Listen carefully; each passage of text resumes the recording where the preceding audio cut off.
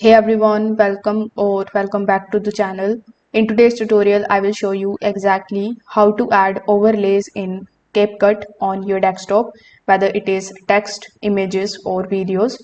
Overlays are great for reactions, pop-ups or picture-in-picture effects. So without further delay, let's get straight into it. First of all, on your PC, you need to simply launch your CapCut application.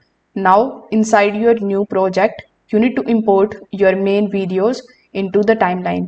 So as you can see, I have these two. One is the images and the second one is the overlay with the green screen. So here, first of all, you need to drag and drop the image or the video.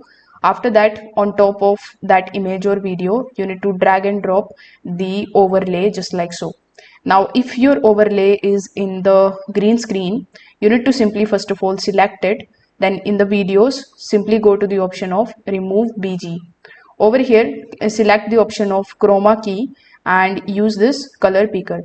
Now, once you use this color picker, you need to simply just come here and you need to click on it. So this way, the green screen will be removed from the overlay that you have selected. Now you can just simply drag and drop it anywhere you want on top of your image or the video. For example, let's say I did that just like so.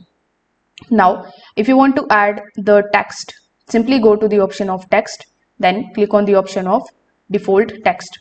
Now you can drag and drop this default text on top of the overlay and your video. As you can see, it is looking something like this. Now you need to double click on it. Then in the top right hand corner of the screen, you can just change the text, and now you can just drag and drop this text on top of your layout. Now, similarly, you need to add the transitions and effects in your videos. And once you are done, simply click on the option of export in the top right hand corner of the screen. And now you can export it in the form of your final video. If this video helped you out, make sure that you like this video and subscribe to the channel. Thanks for watching.